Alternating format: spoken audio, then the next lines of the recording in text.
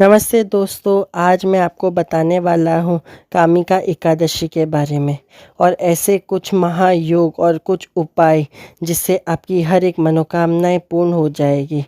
सावन मास में कृष्ण पक्ष की एकादशी तिथि को ही कामिका एकादशी के नाम से मनाया जाता है। ये जो व्रत है अत्यंत शुभ माना जाता है। कहा यह जाता है एकादशी तिथि के दिन जो है भगवान विष्णु को ही समर्पित है, परंतु इस साल सावन पड़ने के वजह से एकादशी और सोमवार साथ पड़ने के कारण इस पूजा का महत्व एक नहीं 10,000 गुना ज़्यादा फल जाता है। यदि इस दिन आप विधि पूर्वक व्रत रखते हैं और शिव भक्ति करते हैं, साथ में विष्णु लक्ष्मी जी की भी आराधना करते हैं, तो साधक को हर तरह की पापों से मुक्ति मिलती है। इस दिन जो है कुछ दुर्लभ संयोग बन रहे हैं, जैसे विद्धि योग, ध्रुव योग, सर्व सिद्धि योग, अमृत सिद्धि योग। ये दुर्लभ संयोग वह भी एकादशी संयोग सावन के सोमवार के दिन आपको कोई भी उपाय नहीं छोड़ना चाहिए। तो चलिए जानते हैं कुछ मुहूर्त के बारे में और उपायों के बारे में। ब्रह्म मुहूर्त इस दिन 4:14 से 4:55 तक रहेंगे। विजय मुहूर्त जो है 2:40 से 3:40 तक रहेंगे। गोधूली मुहूर्त शाम को 7:17 से अगले दिन 7:38 तक रहेगी। निश्चित काल मुहूर्त रात्रि को 12:07 से 12:50 तक रहेगी। कहा यह जाता है कामा एकादशी का पारण जो है अगले दिन करना चाहिए। तो इस साल जो है आपको 22 जुलाई को पारण करना है और शुभ संयोग जो बन रहा है सुबह 7:40 से 5:40 से 7:05 तक रहेगा। कामिका एकादशी का इतना महत्व क्यों है? विष्णु भगवान के पूजा से तो पुण्य की प्राप्ति होती है, परंतु जीवन में सुख समृद्धि बनी रहे, इस व्रत को करने से जन्मों जन्मों के पापों से मुक्ति मिलती है, मोक्ष की प्राप्ति होती है। इस दिन तुलसी की पूजा आराधना करनी चाहिए, क्योंकि तुलसी विष्णु भगवान को अति प्रिय है।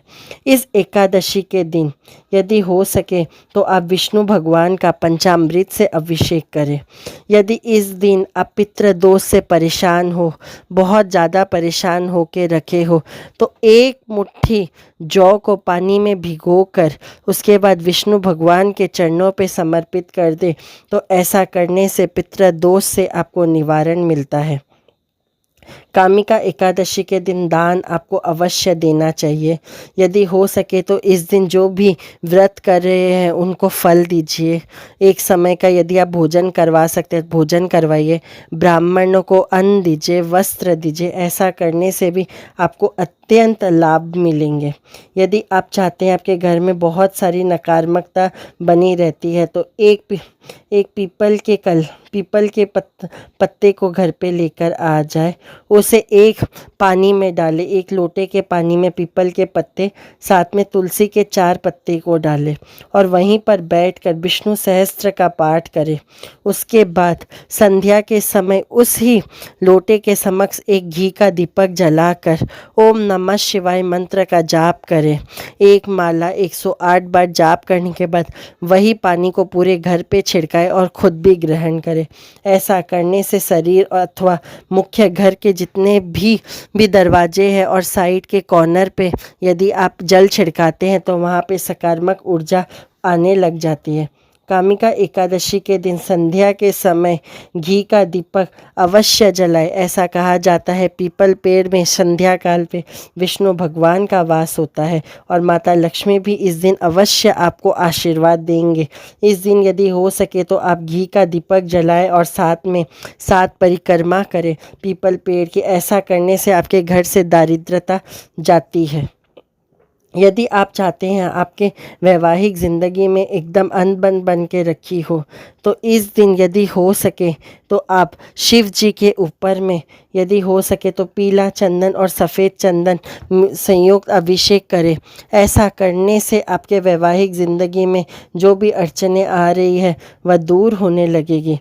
यदि आप कामिका एकादशी का व्रत कर रहे हैं तो आज के दिन आप ओम नमो भगवते वासुदेवाय का अवश्य जाप जाप करें। ऐसा करने से आपकी हर एक मन की मनोकामनाएं पूर्ण होगी। अब चलिए, इस वीडियो को यदि अच्छा लगा हो तो लाइक, शेयर, सब्सक्राइब करें और कमेंट में जय माता दी अवश्य लिखें। धन्यवाद।